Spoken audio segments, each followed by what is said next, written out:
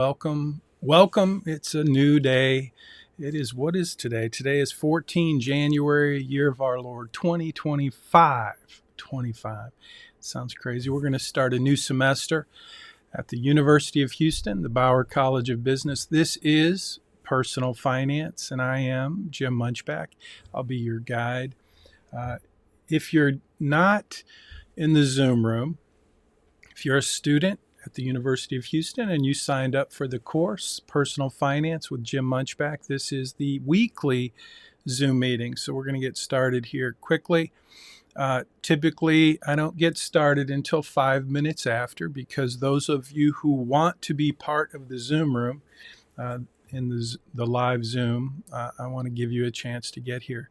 You do not have to be at the Zoom meeting, but you do need to watch the Zoom meeting. So this Zoom meeting will be posted to our playlist. So I will get started in just a minute. By the way, the playlist, this is being live streamed at the moment to YouTube, Facebook, X, LinkedIn. So if you're joining us on any of those platforms, welcome. And if you're a student and you want to join in the Zoom room, you can go to uhzoom.com. It should take you to this. So we're going to get started in just a minute. I am going to kind of cover a few things. First of all, let me just show you the list that we have for today's live stream lecture.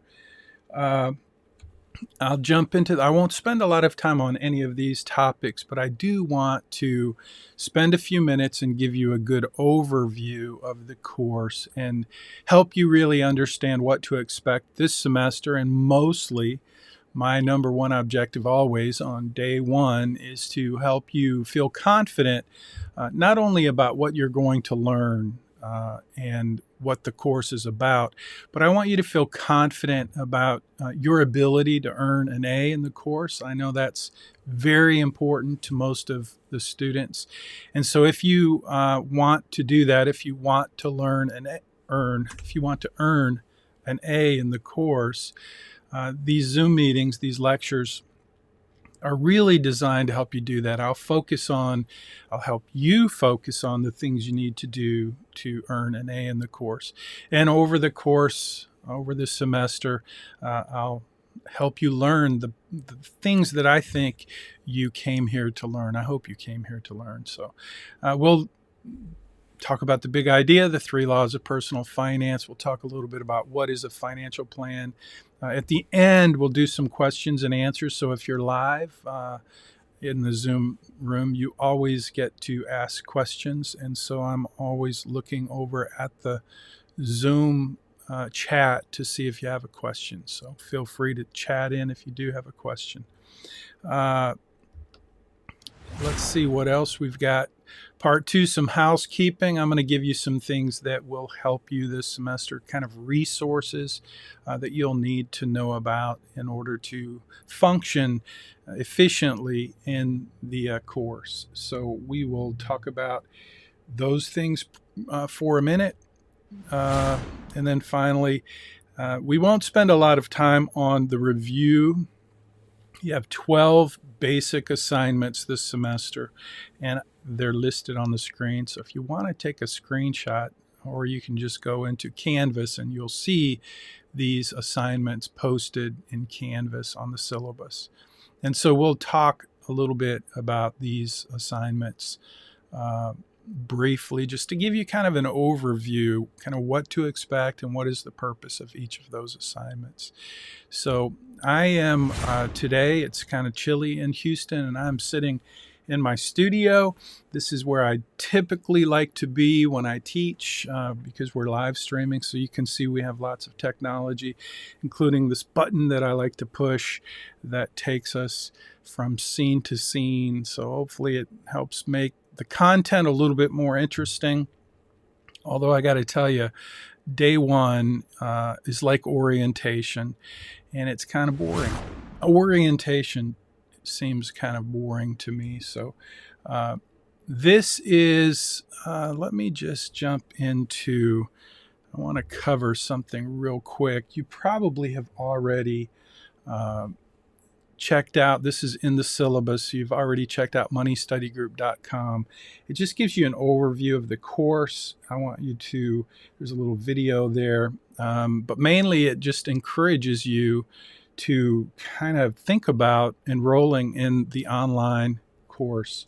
If you haven't done that, you will need to do that. So you're already enrolled in the course, but there's an online component where you will have access to all of the technology that you'll need to earn an A in the course.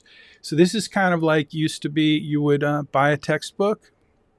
And for many years when teaching this course, we used Dave Ramsey's college material. That was about $125. So we've made this, tried to make this a discounted package, but it includes everything. So if you go to moneystudygroup.com, you'll find the links to, first of all, you just get a little bit more understanding of what's going on with the course, the online portal. So that's one thing. Just check that out if you haven't already.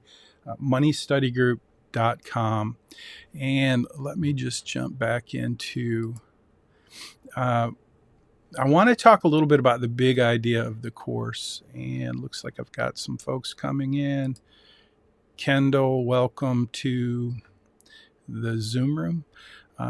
So I want to talk a little bit about the big idea of the course. If you've looked at the syllabus, you've seen that the big idea, the goal of the course is to become a millionaire by the time you're 50. That's my goal for you. Now, I'm going to ask you over the course of this semester, in the next week or so, to think about what are your goals for this course. I'm sure that every course you take, there's some educational objectives. Hopefully there's some very clear educational objectives in this course. But the big idea, the big goal is to teach you, this is my goal, to teach you how to become a millionaire by the time you're 50. Hold on, I have to turn my heater off. I have a little heater going because it's chilly outside and I'm cooking now. Sorry about that.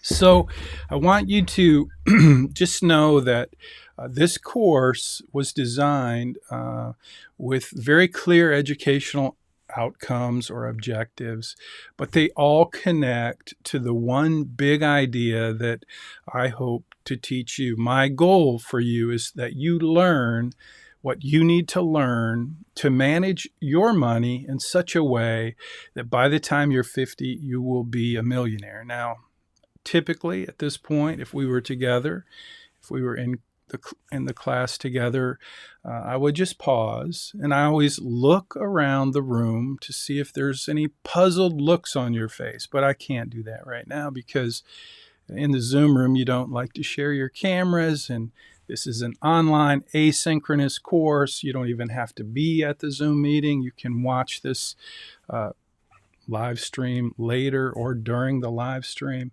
So I can't look you in the eyes. I can't get a sense of whether or not you're tracking with what I'm saying, but whenever we were together back in the day before COVID, when I would say what the big idea of the course is, I would always have at least one student who would have that look on his face or her face. It's like, well, that sounds good, but the question would be, have you done that? Did you become a millionaire by the time you were 50? Because that's what you're saying you're going to teach us how to do. So have you done that yourself? And the answer to that question is yes. And that's something that I want you to know, is that I'm not trying to teach you something that I haven't done myself, that I don't know how to do. I've been a certified financial planner for many years. But I learned the things that I'm going to teach you about managing money. I learned along the way, and they're not that technical. The things that I'm going to teach you are very basic, very practical, and they may surprise you to know that the process, the steps, the disciplines, the things that you'll need to do to actually become wealthy or to become a millionaire by the time you're 50. Those things are not technical, they're not difficult. Everyone can learn them. And because my assumption is that you're a student in a business college at the University of Houston, the Bauer College of Business, that's who sponsors this course. My assumption is that because you're a student and you're going to earn a college degree and you're going to be very likely to get a job in the business world, that you're going to earn enough money so that this goal of becoming a millionaire by the time you're 50 is not a difficult goal. It's not a difficult, challenging, super high goal. It may sound like it to you right now, but it's not. Okay, by the time you're 50, $1 million is not going to be a huge amount of money. With inflation being what it is, and the cost of goods, that's inflation, continuing to rise, $1 million is not a huge goal. Now, when I say become a millionaire by the time you're 50, I always like to ask, what do you think it means to become a millionaire by the time you're 50? And so I want you to think about that question, because I'm going to ask you to answer that question this week in your assignment. What is the definition of a millionaire? Now, if we were in class and I was asking that question, we would spend a few minutes and I would listen to students who say, I know what it means to be a millionaire. So I want you to think about, what is your answer to the question, what is the definition of a millionaire? Some students would say that you make $1 million a year. That makes you a millionaire. But that's not really the definition of being a millionaire. It's a very simple definition, actually. If you have, and maybe this is my definition, but it is the definition that I'm using. I want to be clear about what it means to become a millionaire by the time you're 50. So let me just tell you what I'm thinking when I say that. And I want you to listen, because I'm going to ask you to repeat it back to me in your assignment this week. And that's very important, learning to listen. So what I mean by becoming a millionaire by the time you're 50 is having $1 million net worth. So that means that everything you own, including your investments, your savings account, your home, your car, the assets that you own are valued at $1 million. And typically we want to have $1 million liquid net worth, which means investments and savings. And that would include your 401k at work, your checking account, your credit union account, your CDs, all of your investments. So $1 million net worth. Now, here's the thing that gets a little bit more complicated. If you're an accounting student, you know what I'm about to say, that $1 million net worth means if you have $1 million in assets, but you also have $1 million in liabilities. In other words, you have $1 million mortgage, you have a car payment, you have all these credit card bills or debts. You have to subtract your debt from your assets, and that gives you your net worth. So again, my hope, my goal, what I'm going to teach you how to do is become a millionaire by the time you're 50, which means you have $1 million net worth, which means assets minus liabilities equals your net worth of $1 million by the time you're 50. So hopefully that's clear. I'm going to ask you again to repeat that. I want to talk a little bit about 3 laws of personal finance. These are the basic building blocks of this course. The 3 laws, I'll just tell you, there's a video in your playlist. And you can see where that playlist is. If you go to uhplaylist.com, it will take you to this semester's playlist. But if you go there, I have a video called 3 Laws of Personal Finance. I want you to watch that video, listen to it, take a few notes. I want you to remember the 3 laws of personal finance. I'm going to tell you a little story, and you'll get to read this in your homework this week when you go into your online training portal, you'll read a story about Sam. Sam was a friend of mine. Him and Dr. Greg Claraday, us three guys, we would get together every Friday at Einstein's, have coffee and talk. We were all teaching. We were kind of group teaching at our church. We were teaching kind of a Bible study. And so we would get together and encourage one another, and we're just good friends. Sam, though, he was a bit odd. Sam has since passed away. He was a dear friend of mine, but Sam was a relatively small man, but a powerful man, just a character like tremendous, powerful character. And Sam was an engineer. He wore this little ring on his pinky, and I'd say, "What's that ring for?" And he was really proud of that ring. It was like an engineer's ring. I don't. Anyway, he wore this pinky. He was an engineer at ExxonMobil. He was a very, very smart guy, but he was smart in many ways. And so when I got the opportunity to teach this course 12 years ago, I naturally shared it with my friends, and I told them I wasn't anxious or worried or afraid about teaching this course, but I had a very high sense of urgency about doing it right. I wanted to teach in this course. I wanted to make a difference. I wanted to be able to teach the things that would really move the needle in your life.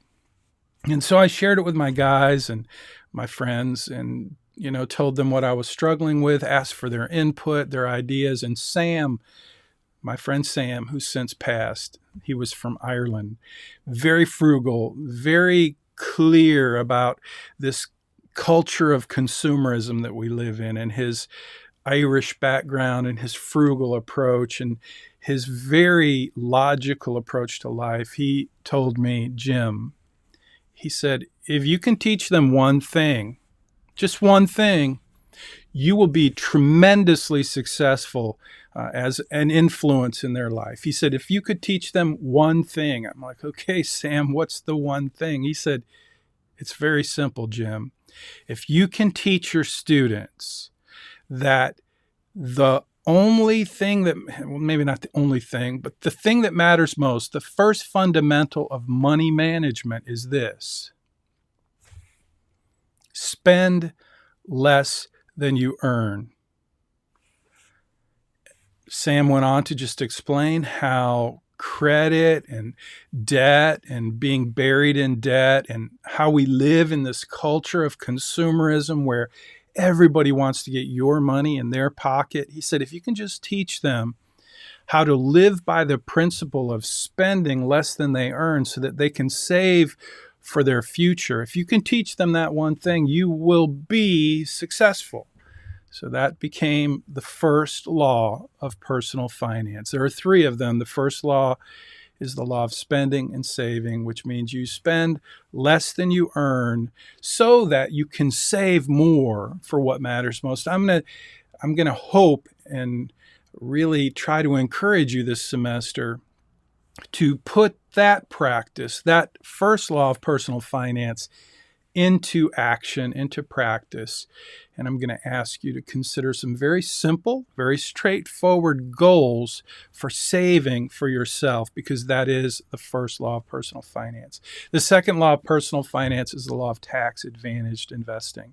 So I'll talk a lot about that. I was born on April 15th, which is tax day. That's the day you have to turn in your taxes. My first son was born on December 31st, which was a blessing because even though my wife and I never even changed a diaper by my son's birthday, we got to claim a tax deduction, a tax credit. At the time, it was a $1,250 credit, which was like money in the bank for the fact that our son was born on the last day of the year.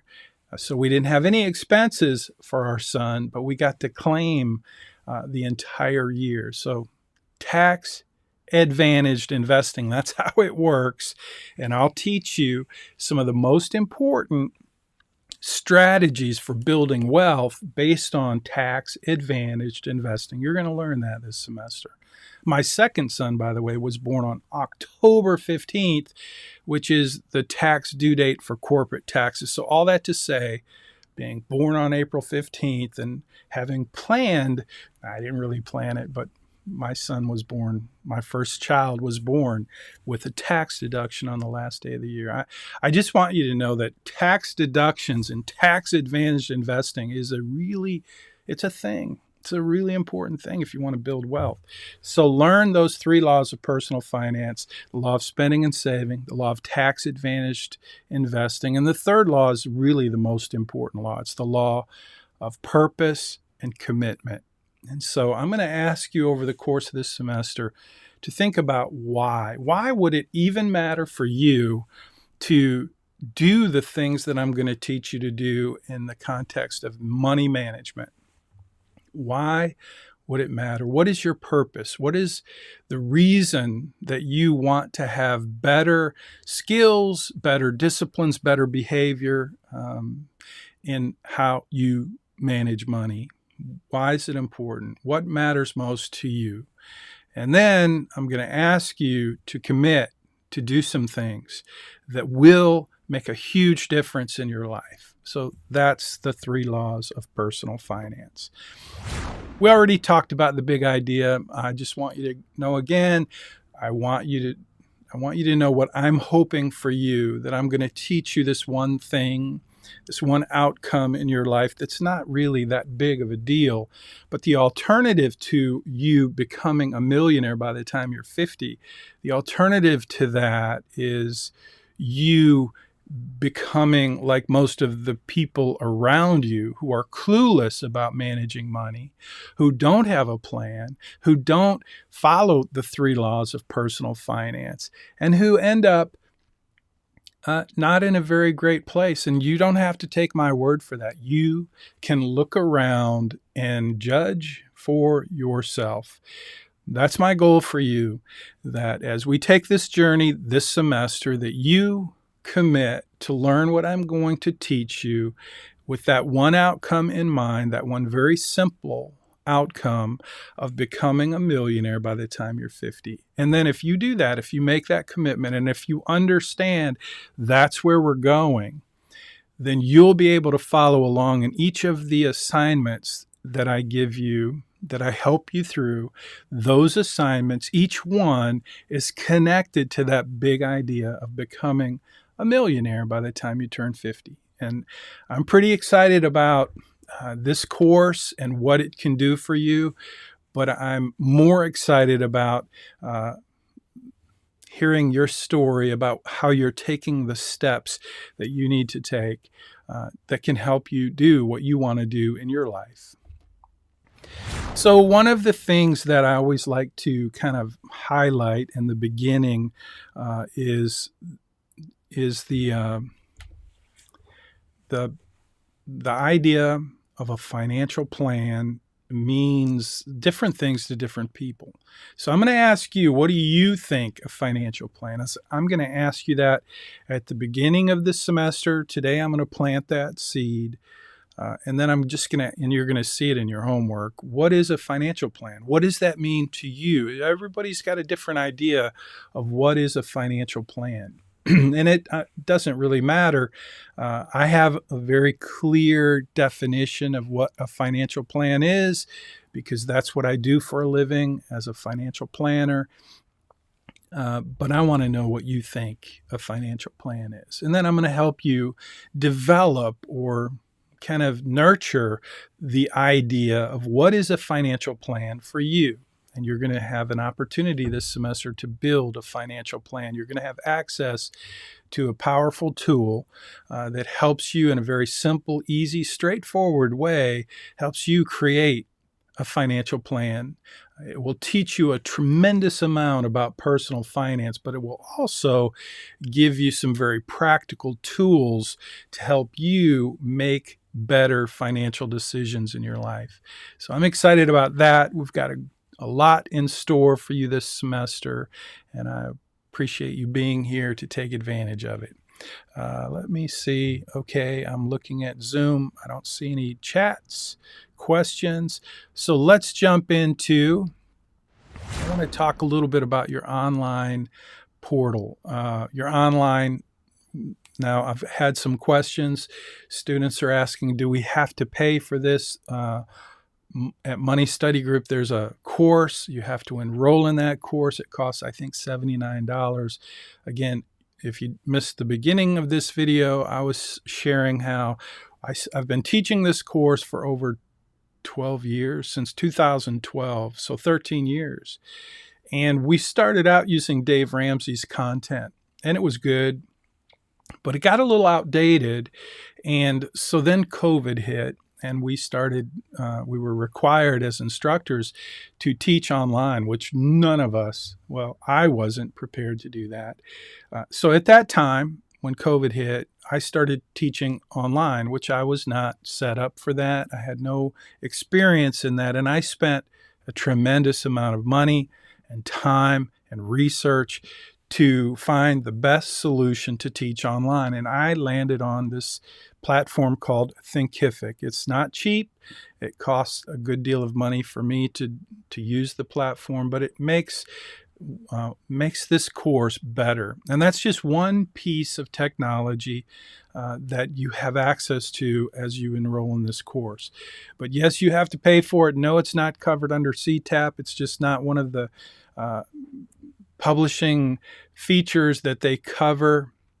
CTAP is for big publishers who print books, and this is not a course that really relies on a book. You will have access to all of my writings and my books, but it's all built into this platform, Thinkific, where the scope and sequence of the course is laid out in such a way that you get a much, much better experience as a student in the course. So if we get to the end of the semester and you don't feel like you got your money's worth, you can certainly ask for a refund. It's never happened.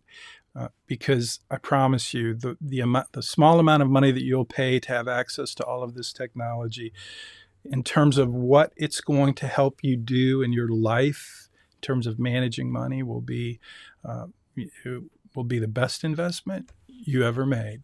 I really believe that. So again, do that, sign up, enroll, do that soon. The sooner you do that, the better. The sooner you get into the Thinkific platform, the more access you will have, the easier it will be for you to earn an A. So that's part of it. In the next couple weeks, you will be invited to sign up for your premium financial planning portal, which is all part of the course. So you'll get access to that through your online training at Money Study Group. All right, let's talk about a few basic things that you need to know. These are the links. I want you to just make a note. You may want to take a screenshot. playlist, that's where this, so we're live streaming to my YouTube channel right now. And the YouTube channel has a playlist. You can subscribe to my channel at Jim Munchback. Munchback has an H on the end. But in that channel, in my channel on YouTube, I have a playlist, and each semester I create a new playlist. And that new playlist is where this video, which is being live streamed right now to Facebook, YouTube, X, LinkedIn, but it will be stored or saved in the playlist that I created for this semester, for this cohort. So if you want, what you'll want to do is just kind of mark that playlist. But it's uhplaylist.com. Every semester I change the forwarding for that domain so that it goes to that playlist, this semester's playlist. You'll want to know that. Hopefully the Zoom meeting link is working. You should be able to go to uhzoom.com, and it should take you right to this Zoom meeting every Tuesday at 10 a.m. Now, Zoom has lots of cool features, and they're changing them all the time, especially the security features. So I think I have it set up correctly, but we don't have a ton of folks in the Zoom meeting right now. I'm wondering, Kendall and Gyothis, if you guys did you go to uhzoom.com to get to this meeting? Because I pasted that all into the syllabus for the Zoom link. Hopefully it worked. If it didn't, I'll hear about it. But anyway, I used the link and it worked. Okay, great. Thanks, Joseph. So that means that all the other students who are not in the Zoom room are going to watch either the live stream or they'll watch it when they have a chance. And that's the beauty of an asynchronous course. It is online and on demand. And I appreciate those of you who are here in the Zoom room. You always get a priority in terms of having your questions answered. So anyway, take a screenshot, UH playlist. That's where you'll go for all of the recordings for this semester. UHzoom.com should take you right to the Tuesday meeting, 10 a.m. every Tuesday. And then UHgrp.com, that's our GroupMe. And we'll talk a little bit about GroupMe in a minute, but those are the three kind of standard links, 3 links that you should keep in mind for this semester. And I talked a little bit about the Zoom meetings, but let me just say they're not required. And even though they're not going into the playlist immediately, like I have to go in after we finish the live stream, and I'll save that video, that live stream, in the playlist. So it'll be there at the end of the live stream. So that's that. Let me talk about GroupMe for a minute. We'll talk a little bit more about GroupMe, but we did every semester I do a survey to find out what communication tools make the most sense for this semester to help you. Really, the goal is to help you get your questions answered, but it's also selfishly to provide a way to make you responsible for asking your questions and collaborating with one another. And that's what GroupMe is for. So you should have, if you go to uhgrp.com, it will take you right to this semester's GroupMe. And I'm hoping by the end of today, you will have signed up for GroupMe. Now, you're not required to do that. Obviously, that's a resource that is put in place for you. And just like every semester up to now, I ask you to tell me, is there a better tool, a better resource, a better way for us to have a group where we can collaborate as a cohort?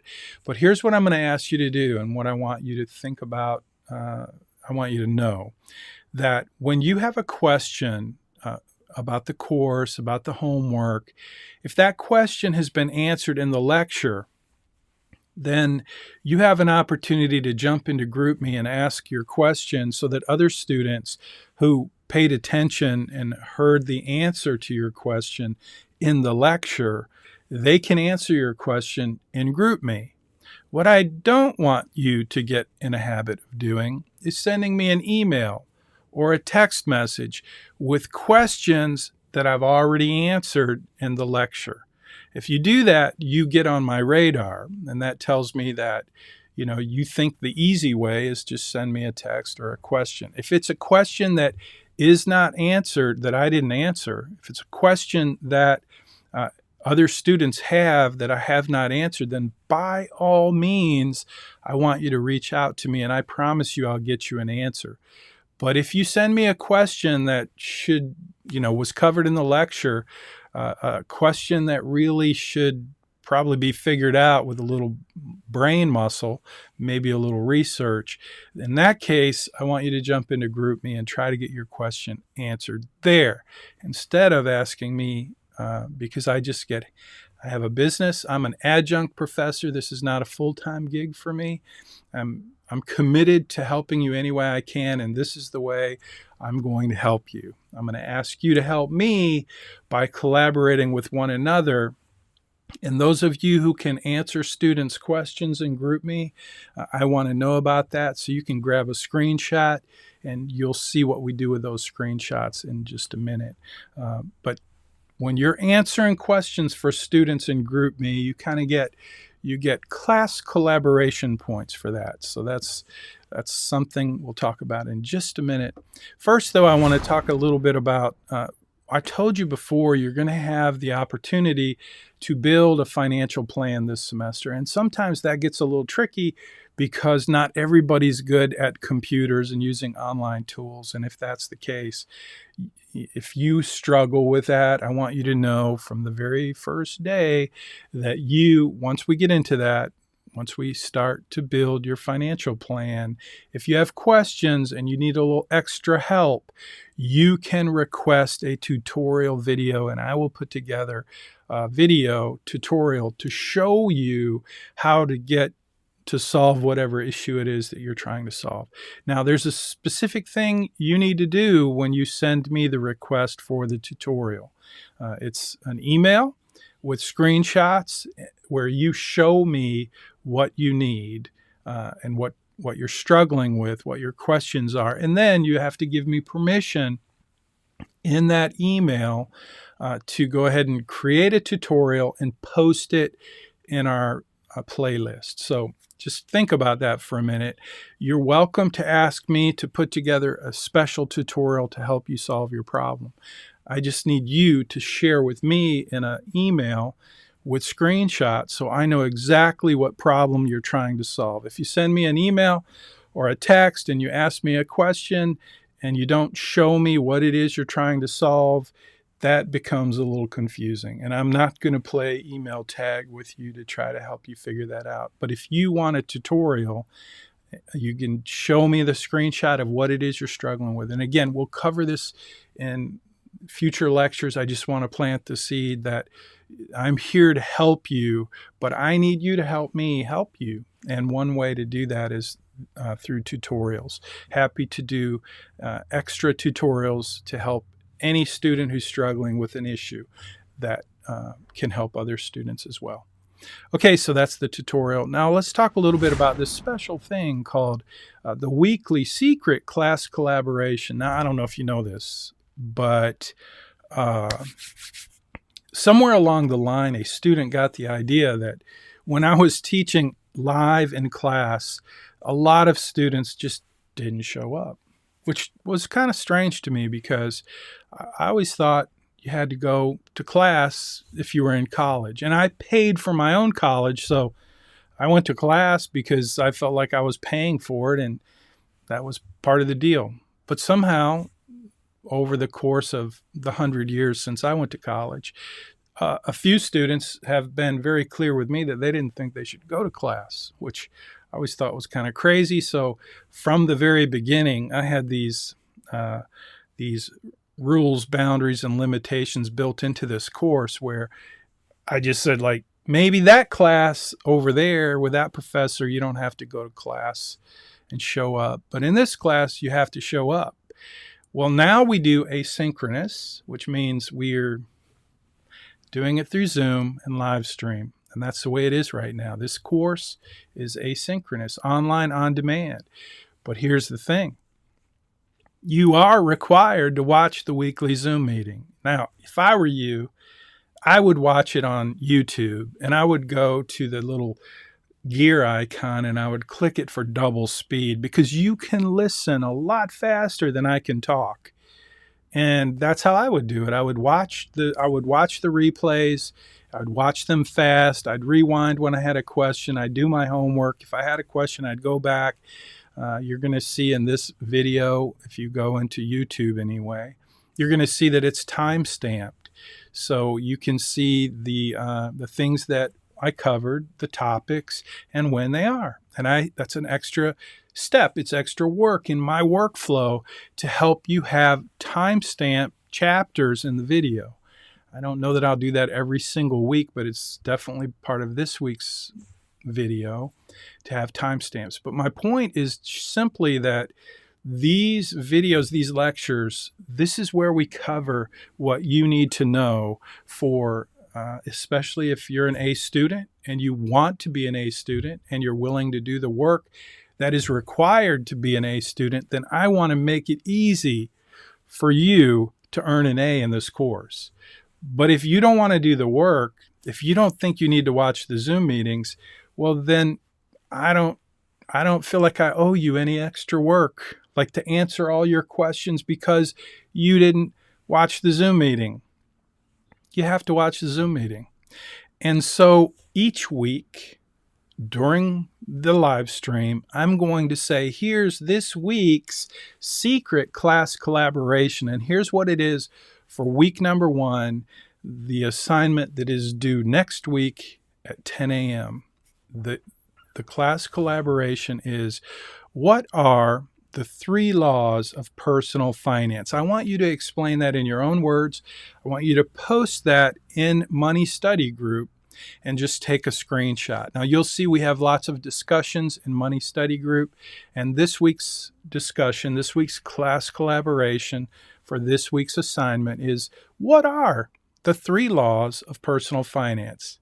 Now every week I'm going to say at some point in the lecture, it's time for this week's secret class collaboration.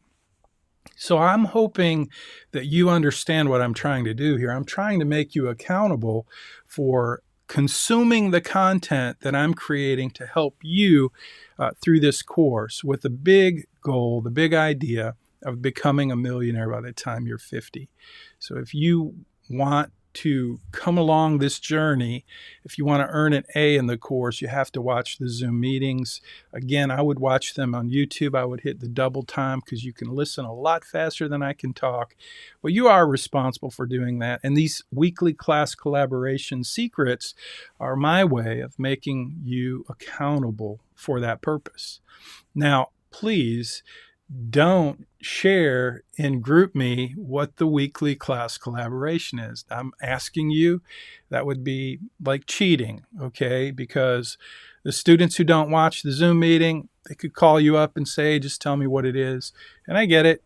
I probably won't catch that every time, but just please don't do that. And so let's see. That's the weekly class collaboration. Now, let me show you, let's talk about screenshots, because you will take a screenshot. You will post your comment. You can post it in YouTube, Facebook, LinkedIn, anywhere you want. This week, it's, what are the 3 laws of personal finance? And you can answer that in a paragraph, a few sentences, as much information as you want to give me, and you can post it anywhere you want. I recommend, if you don't like the idea of posting it on the internet, which I wouldn't want to do that, then you can post it in the portal in your Money Study Group online Thinkific portal. That is just available to the cohort, to me and the cohort, but you have to take a screenshot. So when you post that, I want you to take a screenshot. Now, this is an important piece of today's lesson, this lecture, because you're going to do this every week. You're going to give me screenshots. Now, one of the goals at the Bauer College of Business, at least my understanding of one of our goals as instructors and professors, is we want to help our students become more effective communicators. That's always been my understanding of one of the big goals that we want to do in a business college. So if you haven't learned how to take a screenshot, you're going to learn that in this course. So if you don't know how to do that, you might want to click on this section of the video and just watch the screen. I've got some very specific, very simple, very straightforward instructions for how to take a screenshot. First, though, I want you to know that a screenshot is not a picture of your screen. If you take a picture of your screen and you include that in your article, your weekly assignment, then you will get 15 points deducted from that assignment. So I'm just going to say, if I will give you a comment, I'll say, learn how to take a screenshot. That's not a screenshot. It's a picture of your screen. So it's about communication. There's so many ways that you can use your article each week to clearly communicate what you're learning. And you will see in your instructions that that's something that's important to me. It's something that you get kind of extra points for is, well, you don't get deductions if you clearly communicate. Now, in the beginning, when students did their assignments, and it's basically an article that tell me what you learned this week, I would get one big paragraph. and they were very hard to read. So I asked my students to do a little formatting to make that report, that article, something that's easy to read, that is organized well. And if you read a lot, you know how valuable that is. And I know it takes a little extra time, but I'm asking you to do it. And screenshots are part of that process. Okay, I want to talk a little bit now about something that is a problem-solving thing. It's called clearing your cache. So as we get into the semester, you're going to have issues logging in to Thinkific and logging into your financial planning portal. And I get lots of questions every semester from students who say it's just not working. I tried, and they send me screenshots and they show me, and it is not working. And I don't know if you know this, but 90% of the time, or whatever, a lot of the time when your phone isn't doing something right, or your computer isn't doing something right, if you just turn it off and turn it back on, the problem will be solved. I don't know why. I'm not an expert, but I do know that works a lot. Well, clearing your cache is also one of those things that solves problems when you're online and you're trying to do something and you keep running into problems and it just doesn't work. 90% of the time, or whatever, it's because you didn't clear your cache. So you need to know how to clear your cache, whether you're working in Safari like I am. I'm a Mac guy, or Chrome, which is another browser that I use all the time, or what's the other one? Firefox. So it doesn't matter what browser you're using. They all gather information and they save it on your computer. And sometimes when you go to log into a site, because of security issues, it saved old information and you have to clear that cache. Learn how to do that. If you're having trouble logging into something, or it just doesn't work, try that. Try clearing your cache. Now, if you get stuck and you need help, I'll be happy to help you. But that's the first question I'm going to ask you is, did you clear your cache? So that's just a little bit of housekeeping. Okay, now I'm going to jump into just a quick review of the assignments that you have coming up, and then we'll wrap it up. And if you have questions, feel free to post those questions. Did I mention that the best way to reach me is text message? So hold on just a second. Let me see.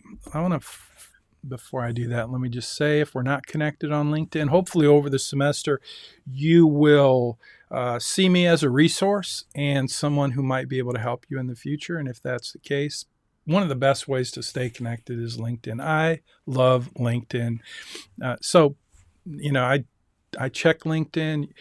I wouldn't say that's the best way to reach me, though. The best way to reach me is my mobile phone. Text me if you want my attention, or email me. My contact information is in the syllabus for your benefit. Don't post it on the internet, please. But anyway, yeah, you can reach me by text message. You can reach me by email. So that's a good way to reach me. But again, if you have a question it's a pretty simple question, I would start with GroupMe. Ask the question in GroupMe, and that would save me I get hammered with emails. So if I don't get back to you quickly in an email, you can send me a text message. That's the best way to get my attention if it's important. And I will respond to those. I'll respond to the emails too, but sometimes it takes a while because I get a lot of emails. Okay, so now let's talk about these assignments. Next week's assignment, or really it's this week's assignment. And let me just say, every week, your assignments get posted. If I set everything up correctly in Canvas, you should get each weekly assignment posted at 10 a.m. So this week's assignment is posted today at 10 a.m. and it will be due. Every weekly assignment is due on Tuesday at 10 a.m. So I know some of your courses, Canvas defaults to midnight. That's why most courses are most assignments are due at midnight, just because that's the default. But there's no rule that says your assignment is due at midnight. It is your job to know that your assignments in this course are due Tuesdays at 10 a.m.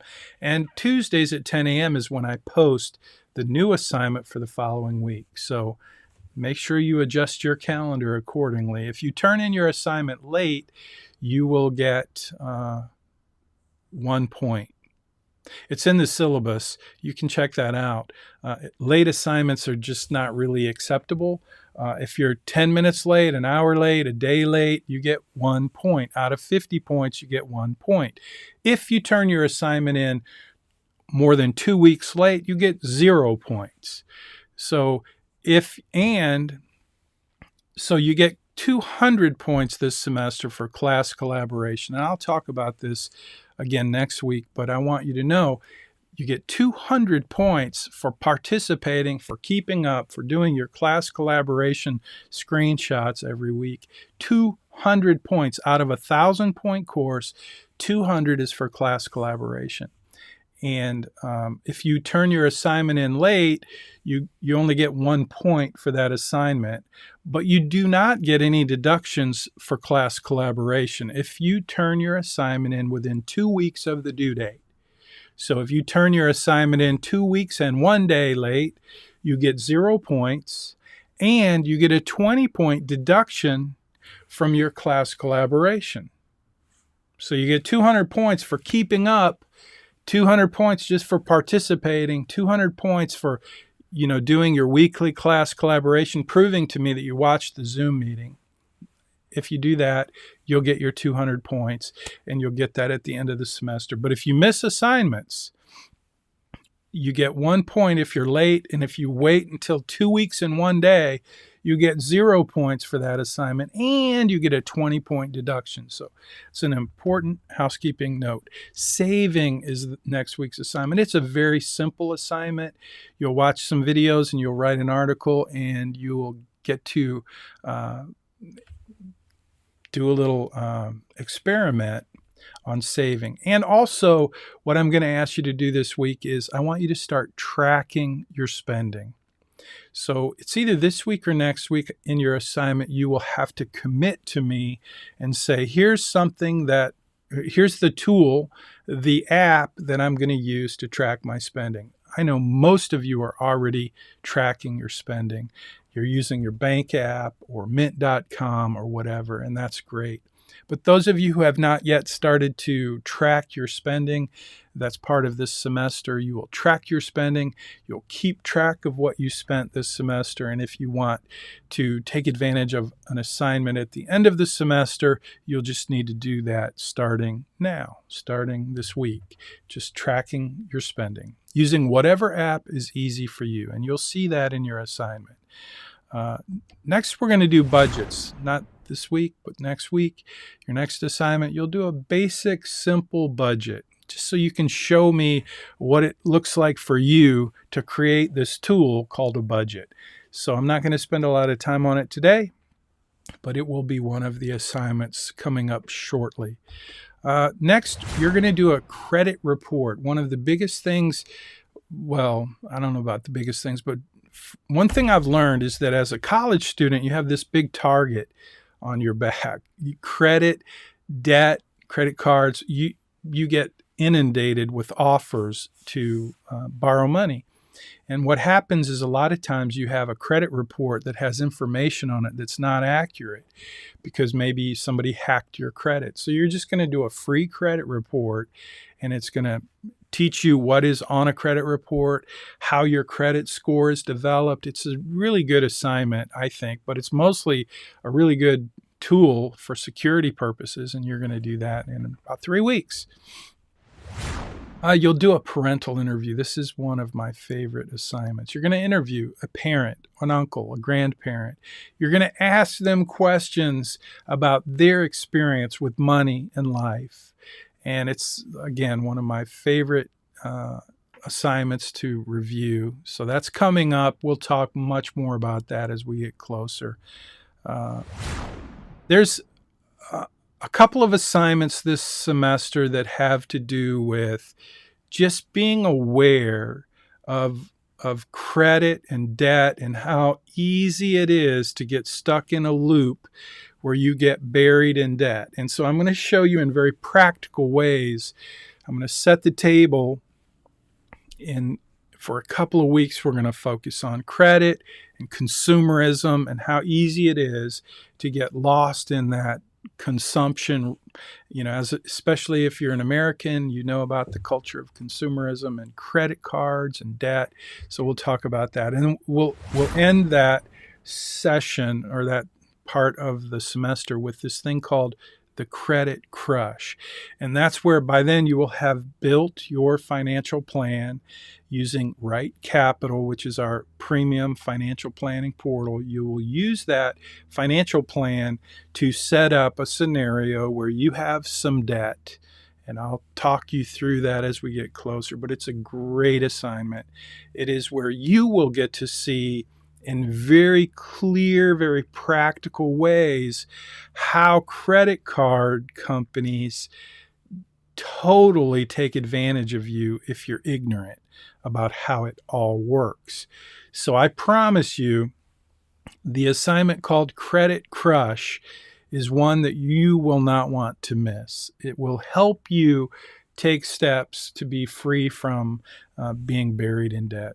I'm going to hurry up because we have a few things. I'm just going to tell you briefly about what's coming because these are far down the road, like weeks down the road. One is bargaining and negotiating. That may not seem like something that should be part of a personal finance course, but I promise you, bargaining and negotiating is a skill that you're going to want to learn, and I'm going to help you do that so you don't want to miss that. Insurance is a topic where I hate to even think about how I am an expert. I'm not proud of that, but if there's one thing I'm an expert in, it's insurance. I used to be a State Farm agent. I've got lots and lots of letters after my name, so I know way too much about insurance, and I can't possibly hope to teach you anywhere near everything you need to know to be a good consumer of insurance. But that's what I'm going to try to do in one lecture, and it's just kind of an overview of insurance, how it works, what you need to know, and how it can help you manage your risk. Insurance 101 is coming, and I pack way too much into that, but that's just the way it is. We could spend the entire semester on insurance and risk management, but it is a very important part of personal finance. The most popular topic of all is investing. Most students find that what I teach you about investing and the 4 investment strategies that are designed to help you maximize returns and minimize risk, starting with the perfect investment, which is your 401k. That's what I'm going to teach you. I'm going to teach you how to become a really good investor. And the way that I'm going to do that is I'm going to teach you 4 investment strategies that are specifically designed to help you maximize your returns and minimize risk. And you will see that these 4 strategies, these 4 investment strategies over time will give you the confidence to invest like a pro. You really will get, and I will show you how to put those 4 investment strategies into practice on day 1 when you get that job and you have that 401k. You definitely don't want to miss the investment strategies lesson. It's the most popular one, and we'll talk about that. And following that, we'll talk about asset allocation, which is one of the 4 investment strategies, because asset allocation is the single most important determinant of your portfolio's returns. That may seem like a mouthful. Let me say it again. Asset allocation is the single most important determinant of your portfolio's returns. So I'm going to teach you what you need to know about asset allocation, which includes understanding asset classes like a large cap stock, a small cap stock, international. I'm going to teach you about investment vehicles like a mutual fund, an index fund, an ETF or exchange traded fund, individual stocks, individual bonds, bond ETFs, stock ETFs, large cap stock ETFs. You're going to learn a lot about investing just by becoming familiar with asset classes.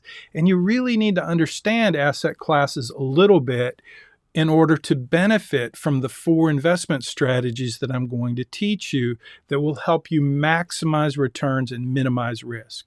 So that's all. It may sound like a lot, but I promise you it's not. If you just follow along and you come drink a nice fresh cup of coffee before you watch the lecture, and pause it when you need to and think about it, but mostly just become familiar with these strategies and asset classes. And I promise you, by the time we finish this semester, you will feel very good about your financial future when it comes to investing like a pro. And that's not going to be difficult. Next is tax allocation. So we talk about asset allocation. Remember the second law of personal finance, the law of tax advantaged investing? Well, that includes selecting the right types of accounts to invest in. And I'm going to teach you that. You're going to learn that. You're going to learn about 401k, 403b. You're going to learn about IRA, tax deductible IRAs, Roth IRAs. You're going to learn the difference between a tax advantaged account and a tax qualified account. And you're going to understand why the second law of personal finance, the law of tax advantaged investing, makes such a big difference if you want to build wealth.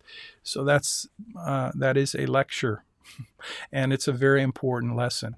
And it's part of we'll talk about your capstone, your final exam in just a minute. But the 12th normal assignment is called the blueprint for financial success. And now I'm just going to plant the seed today. I know I'm about out of time. Give me 5 more minutes. But the blueprint assignment is the blueprint. I hate to say it's optional because that gets really confusing. It's not really optional. Unless you happen to have enough points by that point in the semester where you don't need to do that assignment, then it's optional for you. So I'm going to talk about how you can earn some extra points here in just a minute. But I want you to know this assignment, the blueprint for financial success, it's the 12th assignment in the semester. And you don't have to do it if you don't need the points. But if you do need the points, you have to do it. And if you do the assignment, remember I told you that I'm going to ask you to commit to what spending tracker, what tool, what app you're going to use this semester to track all of your spending. Well, here's a key thing you need to know, and I'll remind you of this as we move forward. But when you do the blueprint assignment, that's going to require you to show me 3 things. Number 1, every expense you had, you had, everything you spent this semester, whatever tool you use to track that will make it easy, unless you tell me you're going to use Excel. Don't do that. Use your bank. Use your credit card. Use whatever tool makes it super easy and automated to track everything you spend all semester. And then at the end of the semester, when you do this assignment, the blueprint, then you'll be able to just show me every transaction you had all semester. And number 2, you'll be able to create a chart based on categories of expenses. That's number 2. So number 1 is all the transactions. Number 2 is the categories of expenses. And number 3, I'm going to ask you to tell me, what did you learn this semester about your spending patterns? So that's the blueprint for financial success. Again, most of you who are A students, you're going to learn how to take advantage of an opportunity to earn some extra points along the way, so that by the time we get to the end of the semester, you can spend all of your time on other courses that are more demanding, and you'll basically be done with this course. Because personal finance, I don't want you to have to struggle with a final exam I know you have some other courses that are demanding, so it's just my way of incentivizing you to take advantage of what I'm about to share.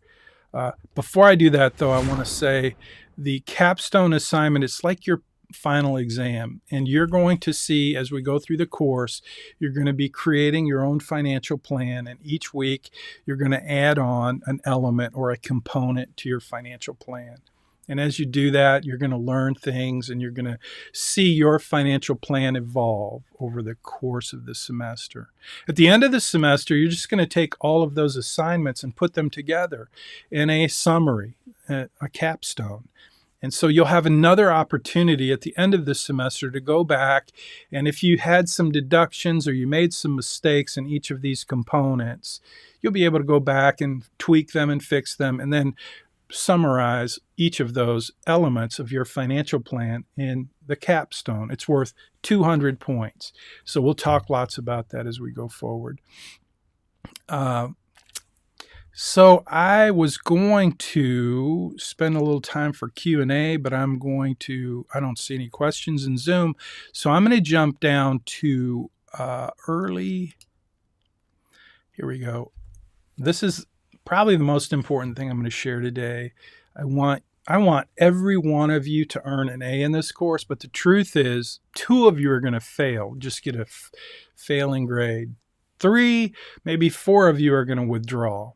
And probably 10 of you are going to get an A minus, and 10 of you are going to get a B, and 10 of you are going to get a C, but most of you are going to get an A. And the reason you're going to get an A is because you're paying attention and you're doing the things that you do to get an A. And the number one thing you can do to get an A in this course is turn your assignment in early.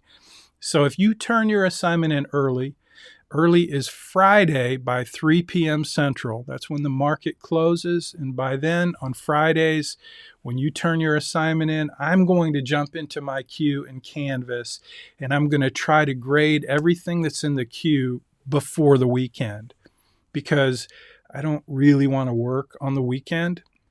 But if you want to wait until Wednesday or Tuesday to turn your assignment in when it's due at 10 a.m. on Tuesday, that's fine. If you get everything right, you will get the full 50 points and we'll be good to go. The thing is, if you turn it in early by Friday at 3 p.m., that gives me a chance to give you some feedback and to say, hey, I deducted 10 points. If you fix this, whatever it is, if you fix it and then resubmit your assignment by 10 a.m. on Tuesday and just send a little note when you send it back to me again, say, Professor Munchback, I fixed that problem and I'm resubmitting my assignment. You put that in the little note chat when you send in that second submission. When you do that, you still qualify for 10 extra points. So even though you made an error and I gave you some feedback and you fixed it and you resubmitted it by 10 a.m. on Tuesday, you still get 60 points. That's a 20% bump for early assignments. Now, why so many students don't take advantage of this, I couldn't tell you, but I hope you will. Because if you want to earn an A in this course, it's really not hard. And the best thing you can do if you want to earn an A in this course is turn your assignment in early. Now, again, if you turn it in late, you get 1 point. And if you turn it in late, more than 2 weeks, you get 0 points, and you get a deduction from your 200-point class collaboration, 20-point deduction if you miss an assignment. Okay, so you don't want to miss the assignments. You want to turn them in early. Make it easy on yourself. So that's it. I look forward to working with you guys. I know that was a ton of information. And like I said at the beginning, orientation is boring, I think. But it's necessary. And I hope I covered everything you need to know to get started in the course. And if you have questions, I'll be available. Feel free to shoot me a message. But start with GroupMe. Please join GroupMe. Get enrolled in Money Study Group. And make sure you watch every week. Check out uhplaylist.com. I will post this video in that playlist. As soon as we end, I'm going to check to see if we have any questions. I don't see any questions in Zoom, so I am going to say thank you very much and have a great day. I can't wait to see your assignments. They're due next Tuesday at 10 a.m. They should be available in Canvas right now. So we're out of time. I'm going to try to end every week's lecture by 11 a.m. And I'll be available after the lecture if students need some time to hang out. You need to join the Zoom meeting if you want to hang out with me and ask questions and talk about your assignments or any of that. This is your time, and I'm here now for you on Tuesdays, 10 a.m. But we'll generally end the lecture around 11 a.m. And for students who need to hang around and ask questions, I'll stick around and do that. So now I'm about hoarse. I need some water. I'm going to end. I don't see any questions.